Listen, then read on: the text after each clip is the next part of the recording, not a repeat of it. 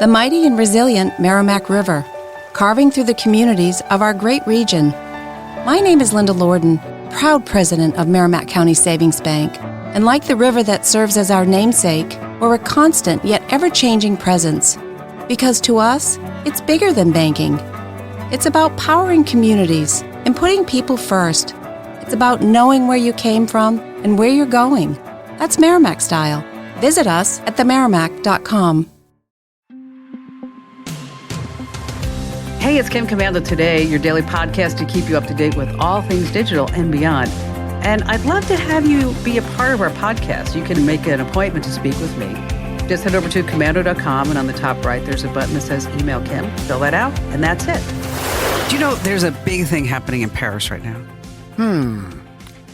What could it possibly be? The Olympics? Yes, it's called the Olympics. It's happening in Paris. Have you been to Paris? No. Oh, I love Paris. Do you? Yes. I mean, watching the Olympics, it makes you want to go. No, you definitely need to go to Paris. The food, the ambiance, the culture. It's like fifth on my list, but I'll get there someday. Really? Well, Yeah. you should definitely go. And the reason why I bring this up is that some Olympians, they say, like this guy, Briton Jack Lauer, he says he only makes $36,000 a year as one of the top 3 divers in the world. Well, there's not a huge demand for diving. Yeah, but I mean, some endorsement deals. He should be able to get something. What kind of, have you ever heard of him before, reading No. this story about him? No. Exactly. Yeah, the only reason why I do know about him is that in order to make some extra money during the Olympics, he fired up an OnlyFans account. A provocative one? Well, let's just say some spicy Speedio shots. Ooh, Speedos. Yes, exactly. Speedos. Whatever. Yeah, like you care. You don't care once you look at those pictures what it's called.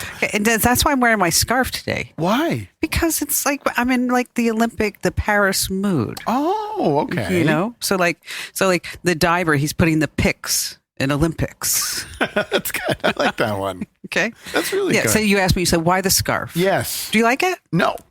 But I thought, Why? I don't know. It makes you look hoity-toity. Like like the email you sent out last week saying you had screwed up the time for the King Harbor boat race and you thought it was on Saturday, but dear, it's on. My butler will be fired for telling me the wrong time, so we can't do a live broadcast. This scarf going along with the King Harbor boat race. That was awful. I didn't say it like that. I said That's how I read it. Okay. I said I was on the race committee. Right. The Santa Barbara Yacht Club. This sounds like the plot of a movie in the 1980s that we have to beat the rich kids over at the King Harbor boat race so we can save Old Man Johnson's house. For the King Harbor. All right. Yeah, that did sound a little hoity-toity, didn't it? And then you throw on the scarf. I don't even know why I'm here. I need to go. I mean, doesn't need this garbage. Lawn bowling. It's calling me. Well, you know what? There's still hope for this podcast yet. Who won? Who won the boat race? I don't know. See, We had to miss an entire show on Friday, and you don't even know who won the race? I was on the race committee. I wasn't in the race. So committee members don't have to pay attention? No. See, here, okay, let me explain. Sure. Okay. Since we're going all out, let's just say it what it is, All right. okay? So there's something that happens when you get a boat. Right. Okay. It's called the boat fever. Okay. Okay. That's what happens. Who has boat fever? Okay. Well, I did have a boat. Oh, okay. So, our first boat, starter boat, was like a 36-foot carver. I don't even know what that means. Okay. It's like an SUV of the water. Okay. Okay. Not very sexy, but very functional. Gets the job done. Okay. Max speed, 12 knots. Okay. Okay. Is that good? No, slow. Okay. But, that's pretty average. Okay. So what happens when you get the boat fever is that as you're walking down the marina, you're like, oh, that's a nice boat. That's a bigger boat. That's a better boat. Okay. So finally. So it's envy. This is boat fever sounds like it's a lot of boat envy. No, it's not. It's like having an upgrade. Okay. Okay. I wasn't envious. I'm just saying I want that boat. Okay. So the boat that I kept walking by every time and I would say to Barry, like as we were going to the SUV and like, oh, look at that boat. It's an Azimuth. It was made in Italy. It's sexy. It's just gorgeous. It's 52 feet. Has 2 engines, like diesel engines, not gas engines. Okay. It has something called the Seakeeper on it. Well, yeah, of course it does. Seakeeper, instead of your boat going like this, Seakeeper, you turn out, boom. All right. Now you don't have to say numbers, but price wise, is it twice the amount, 3 times the amount of your SUV boat, 4 times the amount, 10 times the amount, 20 times the amount? No, about 10 times. 10 times. Wow. Okay. Yeah. Yes. So where are we going with this? You have boat fever, so that means you upgraded. Yes, we upgraded to a 52-foot Azimuth. Right. So now you have a fancy boat. Gorgeous. Okay, so what happens is that when you want to be, or when they need to have like the boat to be the race committee boat, is that a bigger boat's better because you have the whole race committee on there. Okay. And so, because they have to do flags, they have gunshots, and then there's like the orange line and the yellow line. I actually look at the orange line to make sure that the yachts don't go past before it goes. So the race committee is like the originating where the race starts. King Harbor is by Redondo Beach. Okay. So these people, they sailed like, 24 hours. So you weren't racing. I was not racing. You were just watching an orange line. And I was the race committee boat. Okay. And so on Thursday morning last week, Barry says to me, hey, Kim, we got to get this boat ready for the race. And I said to him, well, we have all day tomorrow. And he said, well, what time are you planning to get to the boat? 2 a.m. And I said, all day. He's like, no, Kim, we have to be there on the boat at 8:30 in the morning. And the race starts at noon. So that's when I sent the note out to everybody and said, wouldn't necessarily be able to do that. Okay, one last question, and you can start the show. Yes. Were you wearing that scarf when you sent the email out? No, I was not, but I do have a scarf that I wear as part of the race committee. Did you intentionally put the brand of the scarf facing out? No, I didn't. Is that? It's a Louis Vuitton. Well, yeah, I wouldn't know that though. Okay. If it was put on any other way, but specifically, okay, I'm sorry. I said one more question. I apologize. Yeah. So, and as a member of the race committee, you have a special uniform too. You have to wear bright and red pants. Okay, with a white shirt, with a blue jacket, with the yacht club scarf on it like this. Is that the yacht club scarf? No, this is a Louis Vuitton. I didn't know. Oh my God. It's a yacht club. Okay, no. I apologize. Paris, Olympics, the scarf. Okay, obviously you're not dressed for the Olympics. King Harbor boat race. Don't even know who won. I'll find out. I don't care now. You know what?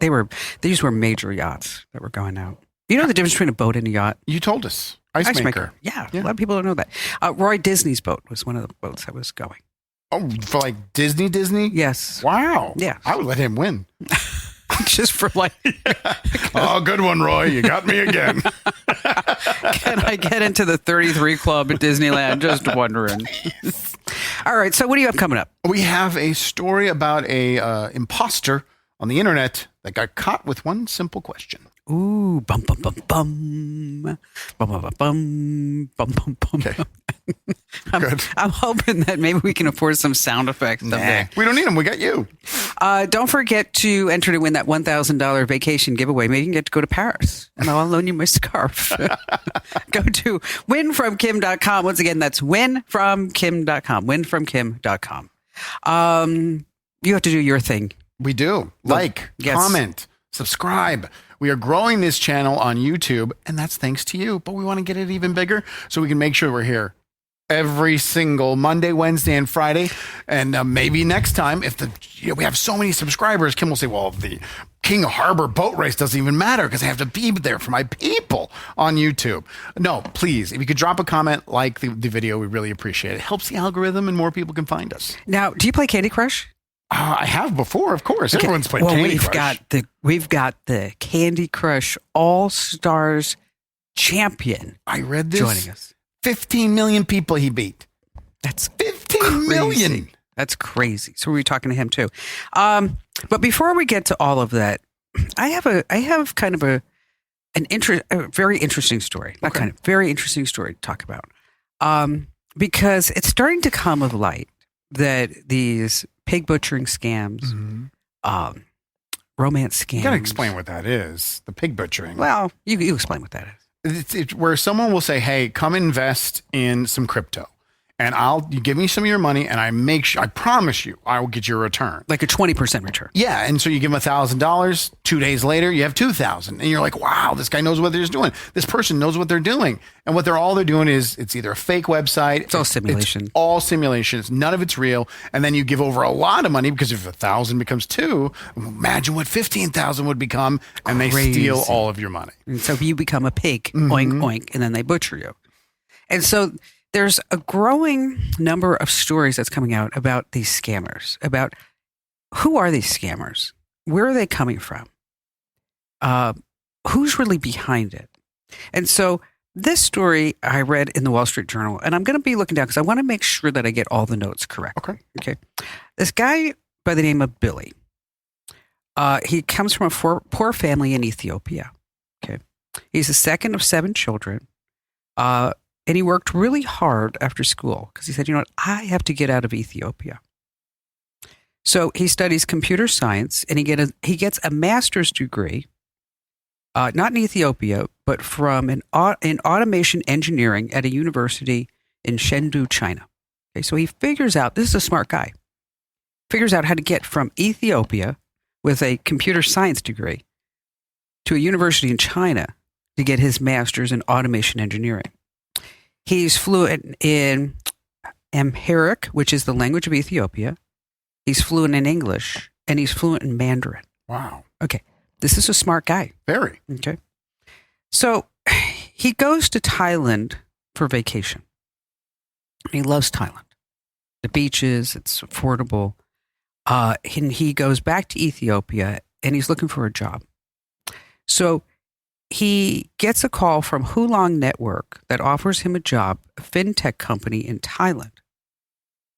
He does video interviews. They do background checks. Everything's all checking out. They do an interview with him in Mandarin, passes it. Does an interview in English, passes it. And then he gets an offer letter from this company, offering him $1,500 a month salary in Thailand. Okay. That's a lot of money in Thailand. Okay. It is. It's a lot of money. So he arrives in Bangkok. They meet him at the airport. They give him a couple of $100 and say, you know what, we're not quite ready for you to come to work. So why don't you stay at a hotel? They put him like a 4-star hotel. Why don't you stay here and look around for a place to live? Don't sign any leases or anything, but just, just relax. So 2 days later, a driver picks him up and 2 other gentlemen that were also hired by this fintech company in Thailand. They go on an 8-hour car ride because they say, we want to take you to one of our facilities so you can see the servers and see everything that's going on. And then the driver says, you know what, you need to give us your passports because I need to show it to some of the authorities. And then that's when he realizes that he's crossing the border in this car with 2 other guys.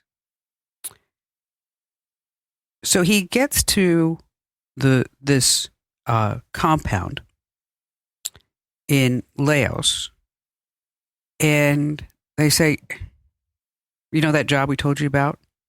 That's not a job. You are human trafficked, and you're going to be a scammer. He's like, what? I'm not going to be a scammer. I'm not going to do this. He refused to work, refused to eat, refused to do everything. On the 3rd day, the guards beat him so badly, they almost broke his legs, and he couldn't stand. Then he said, okay, I'll do the job. But as he says, his heart wasn't really in it. So he wasn't very good at it. So the captors sell him to another scamming human trafficking outfit in Myanmar. transfer them over there. He said that about 100 people worked for this company. Half were Chinese, a third were Ethiopian, and then the rest were from Uganda. He was given a PDF file. Then he was told to memorize it, and there are going to be tests. Now, remember how educated this guy is. Sure. Okay. The PDF had photos and the backstory of a fake persona that he was supposed to be using online. It was a Singaporean jet setter by the name of Alicia. And he was supposed to be Alicia. And in this PDF, explained each step of the scam. Number one, learn everything you can about your victim. Ask about their family, their job, where they live. Size up how much money they have. See how vulnerable they are. Next time, ask about their hobbies. Pretend that you like the same things. Suggest to them that, wow, wouldn't it be great if we could meet and have all these great times together? Next, chat about past relationships. Then confess that you've had a few drinks and you're starting to fall in love with this person. And you're starting to really, really like them. By this, they're ready to start talking business. And when they're ready to talk business, that's when you have to hand them off and share the details with somebody else that's on the team. You're given 6 mobile phones with WhatsApp and Telegram, a laptop loaded with photos and videos of Alicia, and random pictures like cars and pets and food. Billy said that he handled 15 to 20 cases every day for 16 months. Oh, my gosh. Okay. Until he had enough money to pay the ransom, $7,000, to get him out. The other day in our newsletter, I talked about a 38-year-old man in China who was a part-time actor. And they said, hey, you know what? Come to Cambodia or something like that for a gig. He goes to Cambodia. He's a scammer. He's human trafficked as a scammer. And the Wall Street Journal said there are hundreds of thousands of people in Asia, mostly Asia and Cambodia, Thailand, that are now recruited as scammers, most of them from gangs in China or other places around the world.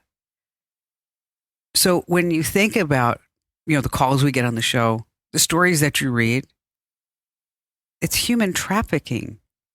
And they just let him walk after 16 months. He paid the ransom. They don't care that he's going to tell the story. Look at somebody else. They told a story, and what happens is that there are dormitories where these people live. Mm-hmm. I mean, they live in dormitories. And they showed this Wall Street Journal story. If you can see it, it's fascinating. They showed a picture in 4 years ago of this intersection in Miramar where it was just farmland. Mm-hmm. And now it probably houses 20,000 people. And it's all so that they can scam. But they must think they're bulletproof if they just let him walk out after paying the $7,000. I mean, he knows where they are. He knows how they're operating. They don't care because they're bulletproof. And this is Miramar. And this is Cambodia. This is Chinese gangs. But I just wanted to bring this up to everybody. So when you think that you're talking to Alicia. Right. Or Robert, that it could be somebody on the other end. It's human trafficking. And it's their job to get 15 to 20 cases every day, every single day.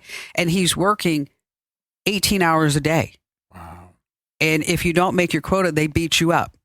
One of the things that I read was that he said that for people who didn't make their quota is that they had to do jump like a frog in the hot sun for 12 hours. Torture. Yeah. Yeah. And I know we like to talk about fun stuff here, but I just wanted to give this backstory because I don't know if a lot of people read the Wall Street Journal, realize that this is happening.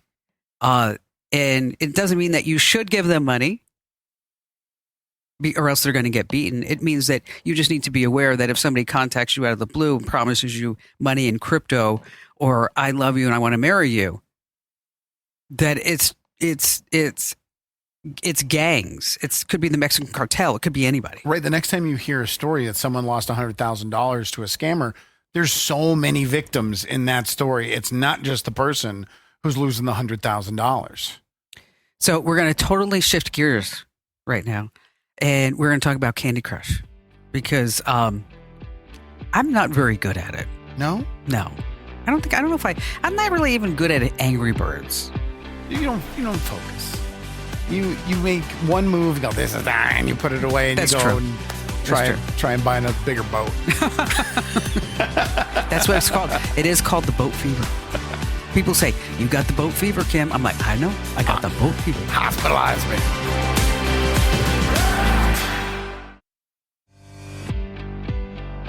Hey, it's Kim Commando Today, it's your podcast where we talk about all things digital, right? Yes. Make sure you enter to win that $1,000 vacation gift card because maybe you can go to Paris and after the Olympics. So fun.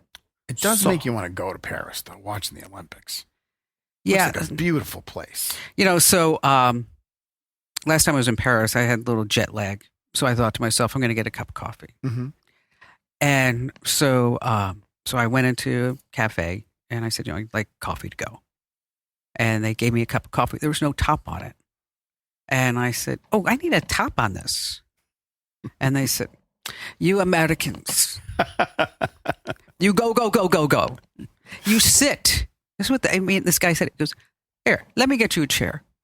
And did you sit down? Did you listen to him? And he says, here, sit down. And here, this is what we do in Paris. You watch and have a croissant and just watch. Just watch. So I'm like, all right, maybe I'm missing something. Did you miss anything? No. I sat down and I looked around and went, okay, fun times. Bunch of French people. Mm-hmm. Oh, there's a baguette. All right. So I'm not, okay, let me back up. If I'm going to play a game, it's normally on an airplane. Okay. Where I have thoroughly run out of anything to do and there's no Wi-Fi. Okay. So like on my way to and from Hawaii a couple weeks ago, I loaded it up. Okay. I mean, I loaded up Candy Crush, like some type of like word puzzle game. Right. Angry Birds, sat there for like 10 minutes, like Mm-hmm. And I went, well, I think I'm just going to go to sleep. Forget it. Okay. Have you ever told the Barry Candy Crush story? Which one's that? Candy Crush first comes out and everybody's playing it. Like when Candy Crush first came out, you didn't know anyone who wasn't even at least trying it. Yes, I know this one. And Barry's playing it and he's loving it and he's having a blast. And then about a couple weeks later, your accountant walks in and says, there's some weird charges, like $200 worth of charges on your credit card. And you go into Barry and say, what are all these charges? And he's like, I don't know. And they figure it out. He's been buying stuff, lives on Candy Crush. They had no and idea. then he just goes, that was real money. He had no idea. It's like, he's like the smartest guy I know. I mean, he really is. He's brilliant. But sometimes he does that stuff. And I'm like, everybody does. Like, but he must be really playing to get to like $200 worth of Candy Crush. He did buy some other, I forget what game he was playing, and he bought like $50 or something, I don't know, a couple of months ago. I go, you're like over 70. What are you doing? I wanted to get to level 5. All right, so let's talk about Ben Chen. Okay. He's from Ohio. Gosh. 250 million people around the world play Candy Crush. Yeah, we're one of them. Okay. 15 to 18 million in a tournament. And Ben is the winner. Yes. Okay. The champion. Okay. He won $500,000 just by playing Candy Crush. Yes. All right. Let's talk to Ben. There he is. Hello. Oh my gosh, Ben, you're my idol. So thank you very much. I appreciate that. So, everybody's got to ask you this question. I know we're going to start at the beginning. Why Candy Crush? Well, you see, I actually stumbled upon this tournament on accident. Okay.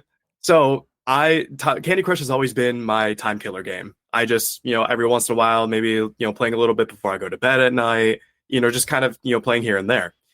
after like a 2-week hiatus of not playing the game, I loaded it up one night before bed and I got a notification saying, hey, we have a tournament that's ongoing and there's $1 million prize pool. I was about to have a major surgery 2 weeks after that, and I was going to be stuck at home for 2 months. So I figured, Perfect. Why not? Why not? So I ended up, getting involved that way. And I started off, I was a little skeptical at first because I'd never heard of anything like this before. But I figured, hey, like I said, I'm going to be stuck at home for 2 months, not being able to do much. So I'll give it a shot and see what happens. And I ended up placing first place in each stage of the tournament all the way up until the end. And at the very end of it all, I got a notification saying, congratulations, you earned a chance to compete in Los Angeles for the $1 million prize pool. Whoa. And yeah, I was like, oh, awesome. That's great. And I didn't hear anything for months. I was kind of like on the fence, like, oh man, like I hope I didn't do all this for nothing, And then they eventually reached out and they flew myself and my best friend out to California, and I competed against 9 of the best players in the world, and it was an absolutely incredible experience. And I ended up winning it all and, taking first place. So let's talk about the structure of the tournament, because 15 million people played. But obviously crazy. You didn't play all 15 million at once. How many people were in your first group? Oh, man. To be honest, for most of the stages, I didn't like swipe down the leaderboard, to see how many players were. Well, you were on the top. You were number one. Why even swipe down? Well, yeah, because there were time limits for each stage of the tournament. That's what I was going to ask. I'm like, oh, I don't want to, waste any unnecessary seconds, taking a look at everyone's scores. I just wanted to keep on playing and keep building my own score and keep on, extending my lead if I had one. So it was the highest score in a certain amount of time, and that determined who won the round or the heat or whatever. Yes. So at the very beginning, to qualify for the tournament, it was the top 10 people that in the qualifiers that go on to the first knockout stage. From there, you go the top 5 in the first knockouts move on to the second knockouts. Then from there, it's top 3. And then in the final knockouts, there were 3 rounds, and you had to place first place in all 3 rounds. So this was a big deal. I mean, you really... Yeah. Okay, so when you're sitting there at home for that 2 months playing Candy Crush, I mean, did you develop like any type of specific strategies, like cherries over oranges, or? Yes. So throughout the course of the tournament, I had. It's all right. Yeah, I had several different strategies that I employed, and it really depended on what kind of level I was coming across. Is it better to complete the level as quickly as possible, or is it better to stay on a level as long as possible to maximize how many points you get? And all of these different factors, have a play. And even after you complete a level, you're going to have a couple screens that come up with different events going on, different, prompts that come up that you have to close out before you can start the next level. So it's like I was, memorizing what events were going on, where the prompts were. So I'm already tapping on the screen before it even comes up. So that way, the millisecond it comes up, it clears. So there was a bunch of different stuff that I did throughout the course of the tournament. Now, on your personal game, in your personal time, what level are you on? Right now, I'm on level 8,000, 300-ish. I'm on like 33. I'm on 2. I'm only halfway to the end of the game. There's like 16,000 levels in the game right now. So. You know what? That's crazy. Okay, so 16,000. You're gonna have to find a new game soon. I don't think he's gonna clear 8,000 levels tonight. But so you're going at a pretty good clip. Now, what does your family think about the big win?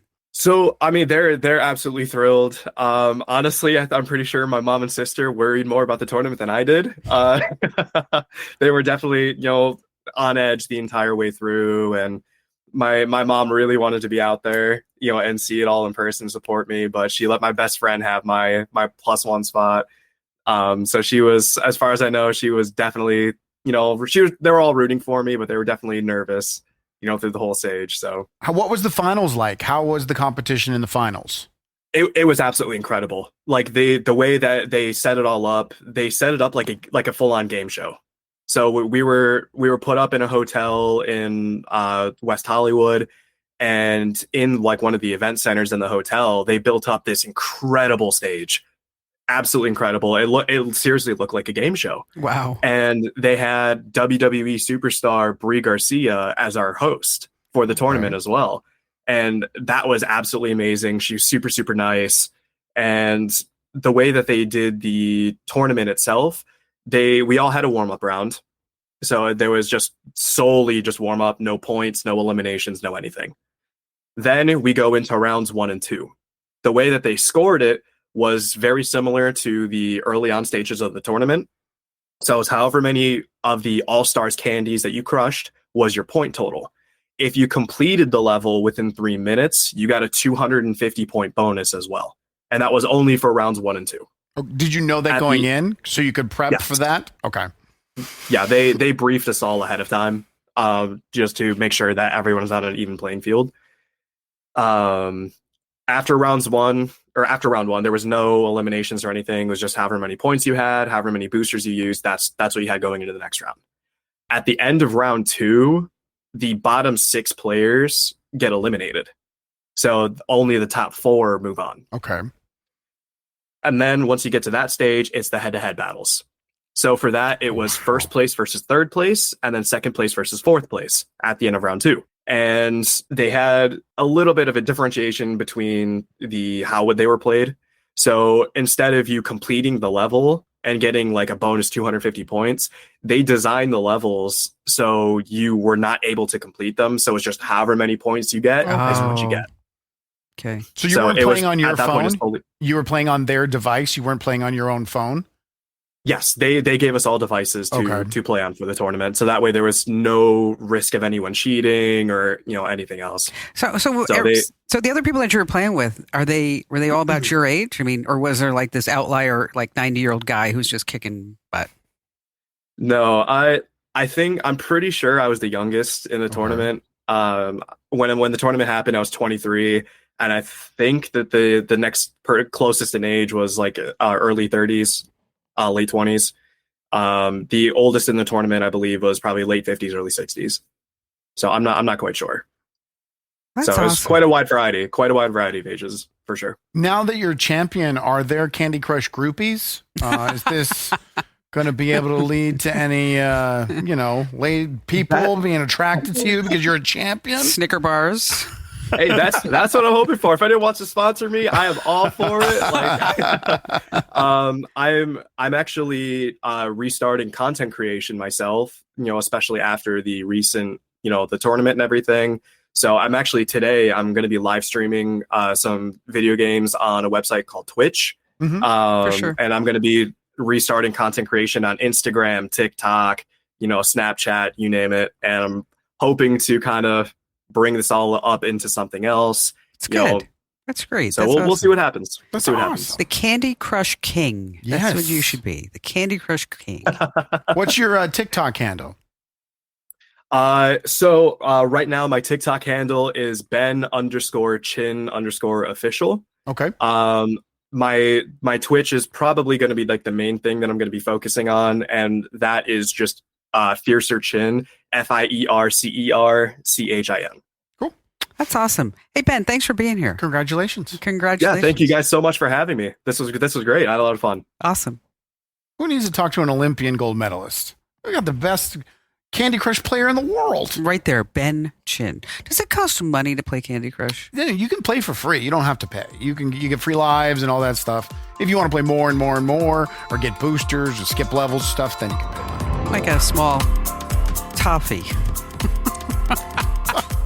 Like taffy, but toffee.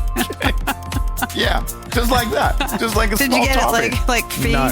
Oh, fee. Oh, Yes. Okay. Oh, now you get it.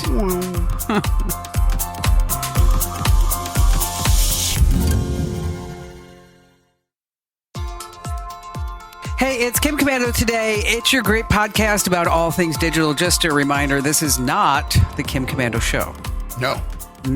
It's Kim Commando today. That's right. Not the show. No, these are two totally different empire and entities. The show is on, hundreds and hundreds and hundreds and hundreds of stations Right. with millions and millions and millions of listeners. Right. Happy listeners. And for the first time ever, you can get the Kim Commando Show as a podcast. So wherever you get your podcast, just search for Commando with a K. Cool. Of course. All right. So vroom, vroom, Ferrari. There's an executive over at Ferrari sitting at his desk. In Maranello, Italy. I've been there. Thanks. I knew. Look at the scarf. That's Paris. Okay. And he gets a WhatsApp message from the CEO of Ferrari saying, we need to talk. But it was something different about this WhatsApp message because it was a different profile picture and a different number. Okay. So he immediately gets on, says, hey, what's up? What's going on? Why are you calling me and contacting me from a different number? He's like, because the CEO responds, this is a big deal. We're about to acquire 2 different companies, and it's not going to be good with regulators here in our country and in China. So I want to make sure it's just you and I talking on a totally different channel. Okay. And he's like, suspicious. This is weird. But the CEO is like, listen, I will call you in a little bit and we can talk about it. Ooh. Oh, okay. Well, if he's going to call me, then I'll know if it's him or not. A couple hours later, phone rings, the executive answers, and it sounds just like him. It sounds like just the CEO of Ferrari right there on the phone, but the cadence is a little different. The timing's a little off. So he's still a little suspicious. And he's like, hey, don't feel bad, but I just want to make sure we're safe here. I just need to confirm your identity.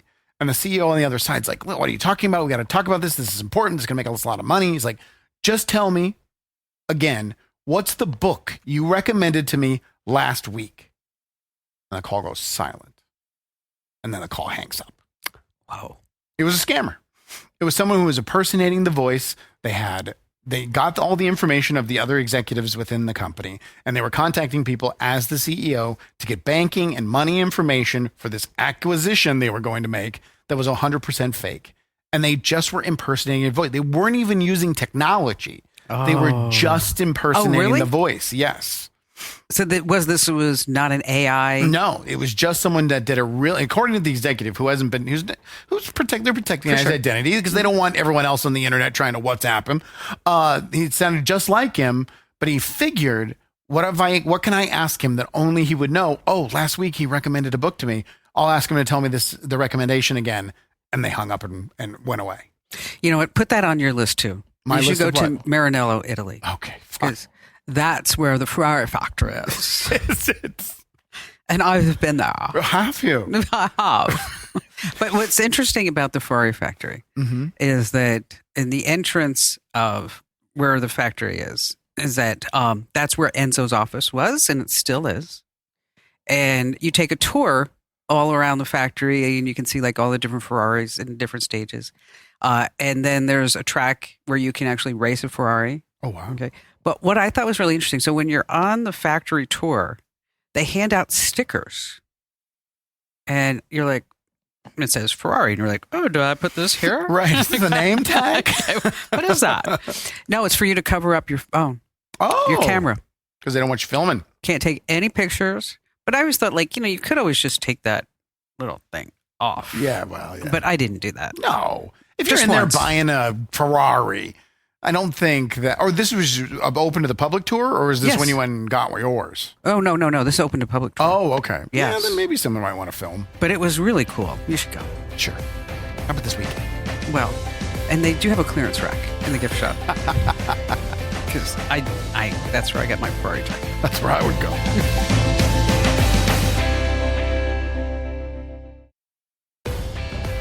Hey, it's Kim Commando today, so we need you to do something for us. Okay, if you laughed just one time, if you learned just one thing, okay, then you owe us one thing. That means you need to tell one person about Kim Commando today. That's all. Just one person. I saw a stat. I put it in the newsletter. You wouldn't know because you don't get the newsletter. True. But, there are 450,000 podcasts that get updated on a schedule. Okay. So you've got That's way more than I thought it would be. Okay. So yeah, you have over 2.5 million podcasts or Right. something like that. But 450,000 actually get updated. Okay. This is a number that is just crazy to me. The top 25 podcasts account for 50% of all podcast listeners. Wow. Out of the 400,000 that are actually someone's working at and actually doing. The top 25 account for 50%. Oh, not 25%.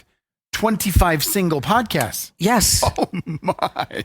The top 25 podcasts account for 50% of all listeners. That's all we got to do. We just got to break into that top 25. Come on, we can do it. We can do it. Call me daddy. I don't care.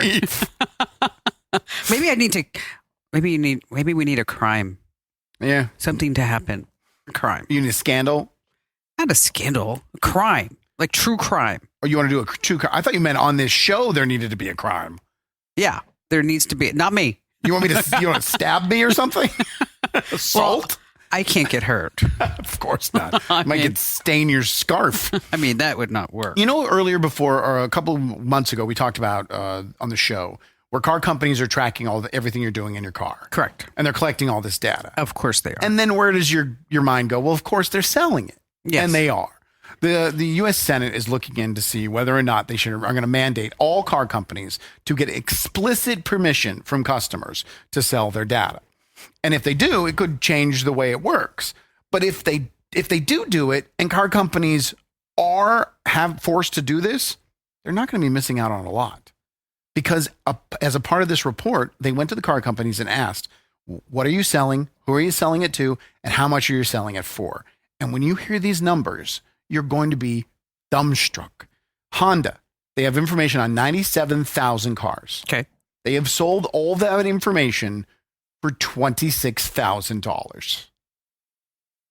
That's not a lot of money. Over 4 years. That's still really a little bit of money. That's like $6,500 a year. For Honda? Yes.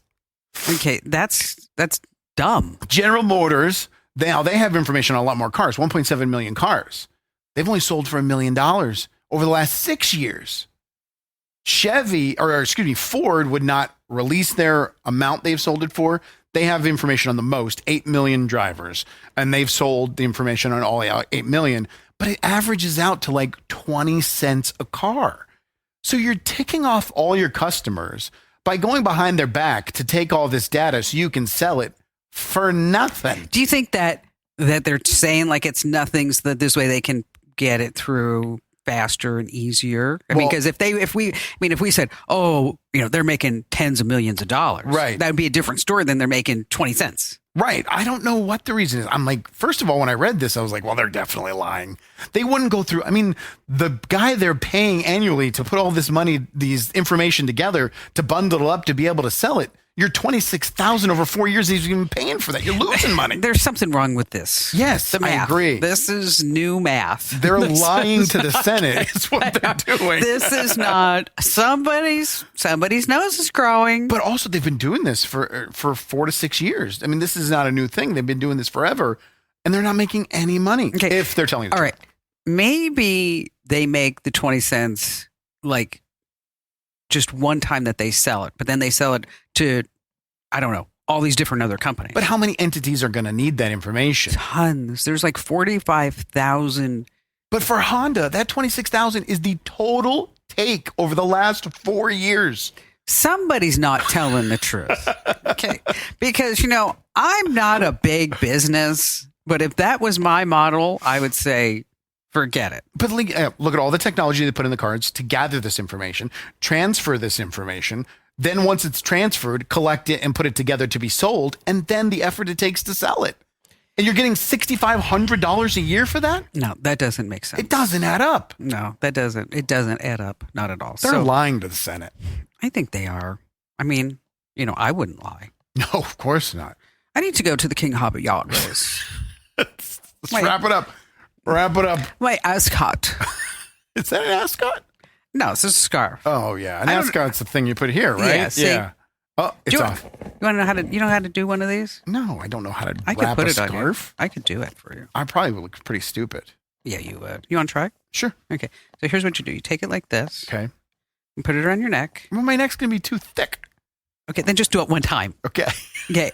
I have a petite thin neck. Okay. So you put that around, and then you put it through like that. Okay. You ready? Don't screw it up. This is expensive. It's a Louis Vuitton. I won't. Okay. like $4,000 being thrown. All right, like no, this? it's not that much. Like this. And then go how? Through the hole? Yeah. Through the middle? Well, you got a big fat neck. I told you. Oh, there you go. Now, let's talk about the Olympics. Mm-hmm. Did you hear there's E. coli in the river sign? They can't do the swimming. They're going to have to cancel the Olympics. Where's my butler? This looks stupid. On you. Yeah, it looks much better on you. You know, I don't know how to tie a tie either. You don't? No. Just go on YouTube. Yeah, well, I mean, I can, but I don't need to. I don't wear ties. Don't get it all sweaty.